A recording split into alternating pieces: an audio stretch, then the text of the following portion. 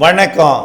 செல்வகுமாரின் மாலை வானிலை ஆய்வறிக்கை. அதிகாரப்பூர்வ வானிலை அறிக்கைக்கு இந்திய வானிலை ஆராய்ச்சித்துறை அறிக்கையை பார்க்கவும். 2025 பிப்ரவரி 6 வியாழக்கிழமை மாலை நிலவர ஆய்வறிக்கை. இன்றைக்கு அதிகபட்ச வெப்பநிலை திருப்பத்தூர் மாவட்டத்தில் பதிவாகிருக்கு. நேற்றைக்கும் இன்றைக்கும் 35.2 டிகிரி திருப்பத்தூர் மாவட்டத்தில். அதேபோல் பரமத்தி கரூர் பரமத்திலையும் கரூர் பரமத்திலையும் அதிகபட்ச வெப்பநிலையாக 35 பதிவாகி இருக்கிறது செல்சியஸில்.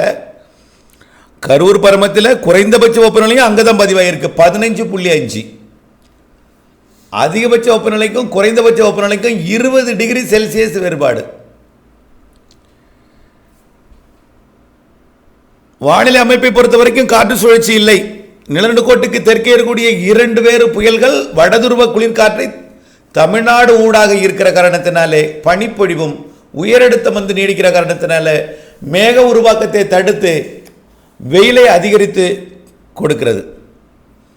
அதன்படி அதிகபட்ச வெப்பநிலை இயல்பை விட அதிகமாக இருந்த மாவட்டங்கள் பார்த்தீங்கன்னா சென்னை, கன்னியாகுமரி கூட இயல்பை விட அதிகம்தான். கரூர், திருப்பத்தூர், ராமநாதபுரம், நீலகிரி, வேலூர் ஆகிய மாவட்டங்கள், புதுவையிலும் கூட இயல்பை விட அதிகம். ஏனைய மாவட்டங்கள் இயல்பான வெப்பம் இருக்குது. இயல்பை விட அதிகம் சென்னை, கன்னியாகுமரி, கரூர், திருப்பத்தூர், ராமநாதபுரம், நீலகிரி, வேலூர் மற்றும் புதுவை. குறைந்தபட்ச வெப்பநிலையை பார்த்தீங்கன்னா ரொம்ப குறைஞ்சிருக்கக்கூடிய மாவட்டம் ஈரோடு, திருப்பத்தூர். அதாவது எது அதிகமாக இருக்கோ அங்கே தான் குறைஞ்சவும் இருக்குது. ஈரோடு, திருப்பத்தூர். குறைந்தபட்ச வெப்பநிலை அதிகரித்திருக்கக்கூடிய இரவு நேர வெப்பம் கொஞ்சம் அதிகரித்து நாகப்பட்டினம் மாவட்டம். கொஞ்சம் கிழக்கு காற்று வந்துக்கிட்டு இருக்கிறதுனால ஆகவே இயல்பை விட அதிகரித்து அதிகபட்ச வெப்பநிலையும் இயல்பை விட குறைந்தபட்ச வெப்பநிலையும் இருக்கிறது. இது தொடரும். நாம் எதிர்பார்த்த வானிலை பார்த்தீங்கன்னா 5-6 தேதிகளில் மேகமூட்டம். இன்றைக்கு காலையில் கடுமையான ஒரு மிரட்டி கொண்டு மேகமூட்டமான வானிலை இருந்தது. இன்றைக்கு கடுமையாக மேகமூட்டம். நாளையும் இந்த சில மணி நேரம் தான், ரொம்ப நேரம் கிடையாது. காலை நேரத்தில் கொஞ்சம் மிரட்டி கொண்டு வந்தது. 12, 13, 14லையும் கூடுதல் மிரட்டல் இருக்கும். தவிர மழை வாய்ப்பு இல்லை. அடுத்தது 22, 23, 24லையும் மிரட்டல் தான், மழை வாய்ப்பு இல்லை. ஆனால் தென் மாவட்டங்களில் கொஞ்சம் கூடுதல் மிரட்டல் இருக்கும். தூறல் துள்ளி விடலாம் 22, 23ல். ஆனால் மழை வாய்ப்பு இல்லை. வாய்ப்பு உறுதிப்படுத்த முடியவில்லை. மழைக்கு வெயில் தான், இரவு நேர பனி தான், குளிர் இருக்கும். குளிர் அதாவது வரக்கூடிய 8ஆம் தேதியிலிருந்து குளிர் கொஞ்சம் அதிகரித்து காணப்படும். குளிர், பனிப்பொழிவும் இருக்கும். மூடு பனி என்பது கொஞ்சம் குறைஞ்சி குளிர் இருக்கும். இந்த அதிகபட்ச வெப்பநிலை பகலில் கொஞ்சம் 35 போகிறது, 1 டிகிரி குறைய வாய்ப்பு இருக்குது. 8, 9, 10, 11, 12 ஆனால் திருப்பத்தூரில் கொஞ்சம் கூட இருக்கும். தெற்கே கொஞ்சம் குறைந்திருக்க வாய்ப்பு இருக்குது. அதாவது இந்த கரூர் பரமத்தி கொஞ்சம் குறைந்திருக்க வாய்ப்பு இருக்குது. 8, 9, 10, 11. கோயம்புத்தூர் எல்லாமே தமிழ்நாட்டில் உள் மாவட்டங்கள் கொஞ்சம் குறைஞ்சிருக்கு. 1 டிகிரி குறைய வாய்ப்பு இருக்குது. ஆனால் வெயிலாக இருக்கும். வெயில் தெரியும். அதாவது உணரக்கூடிய வெப்பநிலை கொஞ்சம் அதிகம் போல் தெரியும். ஆனால் கொஞ்சம் குறைஞ்சிருக்கும். சரி, மழை எப்போ? மழையை பொறுத்த வரைக்கும் பிப்ரவரியில் தெரியவில்லை. தூறல் மிரட்டும் வானிலை மட்டும் தெரிகிறது தென் மாவட்ட கடலோர பகுதிகளில். மார்ச் 2-3 நாளில் மழை வாய்ப்பு தெரியுது. ஆனால் அது வந்து பெரிய மழையெல்லாம் கிடையாது. நனைக்கும் மழை, லேசான மழை, மிதமான மழை இலங்கைக்கு கண்டிப்பாக இருக்கும். மார்ச் 10 தேதிக்கு மேலே, மார்ச் 15லிருந்து வரக்கூடிய நிகழ்வு 12, 13, 14, 22, 23, 24 இப்படி மார்ச்சில் நிகழ்வு இருக்குது. அது வந்து மிதமான மழை பொழிவை கொடுக்கலாம். அதுவும் பரவலாக கொடுக்காது. பரவலான ஸ்ட்ராங் சிஸ்டம் வந்தால் தான். அந்த ஸ்ட்ராங் சிஸ்டமே வந்தாலும் எந்த இடத்துல வருதோ, எந்த இடத்துல கரை கிடக்குதோ அங்கே தான் அதிகமாக இருக்கும். கண்டிப்பாக சிஸ்டம் இருக்குது. தமிழ்நாட்டில் கோடை மழை சராசரிக்கு கூடுதல் இருக்குது. சராசரி கூடுதல்னால் கொட்டி தீர்த்து வெள்ளப்பெருக்கெல்லாம் இல்லை. ஒரு சில இடங்களில் கரை கிடக்கிற இடத்துல கொஞ்சம் குறைந்த நேரத்தில் அதிக மழை பொழிவு கொடுத்து மழை காலம் போல் 2-3 நாள் இருக்கும். 2-3 நாள், ஏப்ரலில் 2-3 நாள், மேல 2-3 நாள் மழைக்காலம் போல் இருக்கும். நிச்சயமாக இருக்கும்.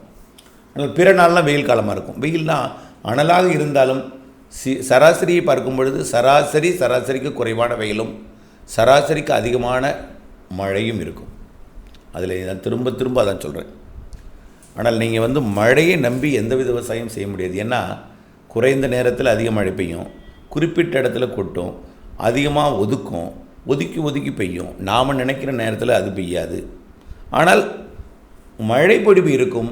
மழை பொழியும் போது சேமித்து பயன்படுத்தணும். ஒரு ஆண்டில் பெய்கிற மழை, ஒரு பருவமழையில் பெய்கிற மழை எல்லாம் ஒரு சில நாட்கள்லேயே பெய்திடும். அப்படித்தான் வானிலை. ஏப்ரல் மே மாதத்திற்கு 3 அல்லது 2 நாள் நல்ல மழைப்பொழிவு இருக்கிறது. 2 மாதத்திற்கு ஏப்ரல் மே 2 மாதத்துக்கு குறைந்தபட்சம் 4 நாள், தலா 2 நாள் இருக்குது. குறைந்தபட்சம் 4 நாள் கூட ஒவ்வொரு மாதத்துக்கும் வாய்ப்பு இருக்குது. இடையில தூறல் சரளாமும் இருக்கும், வெயிலும் இருக்கும், எல்லாமே இருக்கும். தென்மேற்கு வடகிழக்கு பருவமழை அதிகமாக இருக்குன்னு சொல்லியிருக்கோம். கண்டிப்பாக இந்தியாவோட முதுகெலும்பு, இந்தியாவோட பொருளாதாரத்தை உயர்த்துவது தென்மேற்கு பருவமழை. தமிழ்நாடு தவிர்த்த அனைத்து மாநிலங்களுக்கும் தென்மேற்கு பருவமழை. அது சுமார் 75% மாநிலங்களுக்கு விவசாயத்துக்கு ஏற்ற மழையாகவும், 25% மாநிலங்களுக்கு 25% இடம்னு சொல்லலாம் பாதிக்கும் மழையாகவும் இருக்கும். பற்றாக்குறை என்பது எந்த மாநிலத்துக்கும் இருக்காது. பாதிக்கும் மழை தான் 25% பகுதிகள் இருக்கும். மீது எல்லாமே விவசாயம் செழிக்க மழை. இந்த ஆண்டே இப்பொழுதே அறுவடை எதிர்பார்த்ததை விட அதிகமாக இருக்குது. ஆனால் குறுவை குறைஞ்சிருச்சுன்னா மேட்டூர் தண்ணி அப்போ கிடைக்கல. ஆனால் இப்பொழுது அறுவடை டெல்டாவில் எதிர்பார்த்ததை விட அதிகமாக இருக்குது. இன்னமும் அறுவடை செய்ய வேண்டியதெல்லாம் இருக்குது. நல்ல விளைச்சல், அது ஏற்றுக்கொள்ள வேண்டியதான். மழை பாதிப்புகள் இருந்தாலும் வானிலை அறிக்கையோடு இணைந்திருந்து நீங்கள் திட்டமிட்ட வேளாண்மை செய்ததுனால பாதிப்பிலிருந்து தப்பி இருக்கிறீர்கள். இந்திய பொருளாதாரத்தில் விவசாயிகளோட பங்கு என்பது மிக முக்கியமானது. அது உணவு தானிய உற்பத்தியில் கண்டிப்பாக அது விவசாயிகளின் ஒரு முயற்சி வெற்றியை தந்திருக்கிறது. வானிலையோடு இணைந்திருந்ததுனால திட்டமிட்ட அறுவடை, திட்டமிட்ட பூச்சி விரட்டி அடித்தல், எல்லாமே அனைத்திற்கும் ஒரு திட்டமிட்ட பணி. சில மாவட்டங்களில் பற்றாக்குறை மழை இருக்கின்றது. ஆனால் ஒட்டுமொத்த தமிழ்நாட்டில் சராசரி கூடுதல் தான் மழை. நாம் எதிர்பார்த்த அந்த சராசரிக்கு கூடுதல் மழை, தென் மாவட்டங்களுக்கெல்லாம் சராசரி கூடுதல் மழை கிடைத்தாலும் தூத்துக்குடி குறைவாக இருந்தாலும், ஆனால் அது முன்கூட்டியே அந்த தென்மேற்கு பருவமழையில் பெஞ்சிருக்குது, வடகிழக்கு பருவமழையில் கொஞ்சம் குறைவாக இருக்குது. ஆனால் சில மாவட்டங்களில் சராசரிக்கு மிகுதியெல்லாம் இருந்தது. ஆக இந்த ஆண்டு அதை விட கூடுதலாக இருக்கும், தென்மேற்கு வடகிழக்கு ரெண்டுமே. ஆகவே மழை பொழிவை பொறுத்த வரைக்கும் இந்த ஆண்டு பற்றாக்குறை இருக்காது. ஆனால் நீங்கள் மழை எப்போனாலும் பெய்யலாம். அதை சேமிப்பதற்கு மழைநீர் சேகரிப்பு அமைப்பை ஏற்படுத்தி வைத்திருக்கணும்.